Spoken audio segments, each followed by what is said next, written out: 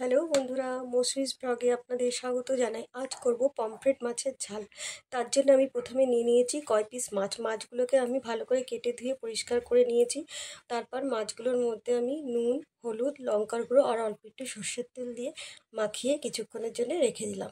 তারপর আমি কড়াইটা গ্যাস ওভেনে বসিয়ে দিলাম। কড়াইটা যেই গরম হলো ওর মধ্যে আমি কিছু পরিমাণ সাদা তেল দিলাম। তেলটা যেই গরম হলো মাছগুলো আমি একে একে ওর মধ্যে দিয়ে দিলাম। উল্টে পাল্টে ভালো করে ভেজে তুলে নিলাম। তারপর আমি বাকি মাছগুলোও এইভাবে ভেজে তুলে নিলাম। তারপর ওই তেলের মধ্যে আমি দিয়ে দিলাম সাদা জিরে আর শুকনো লঙ্কা। তারপর কিছুক্ষণ পর দিয়ে দিলাম আমি পেঁয়াজের পেস্টটা। পেঁয়াজটা আমি লাল লাল করে ভাজবো, যতক্ষণ না লাল হয় ততক্ষণ সময় দেব।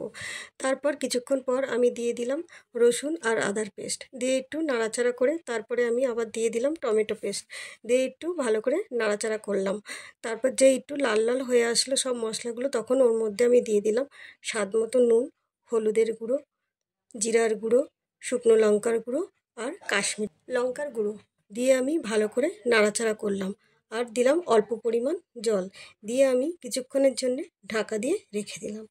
তারপর কিছুক্ষণ পর আলগা করে দেখলাম মশলাটা কষে এসেছে এবং তেল ছাড়ছে। তখন আমি ওর মধ্যে অল্প পরিমাণ জল দিয়ে দিলাম, দিয়ে নাড়াচাড়া করে আবার কিছুক্ষণের জন্য ঢাকা দিয়ে রাখলাম। কিছুক্ষণ পর আলগা করে দেখলাম ঝোলটা ফুটছে, তখন আমি মাছগুলো একে একে ওর মধ্যে দিয়ে দিলাম আর 4টে লঙ্কা চিড়ে রেখেছিলাম ওর মধ্যে ছড়িয়ে দিলাম।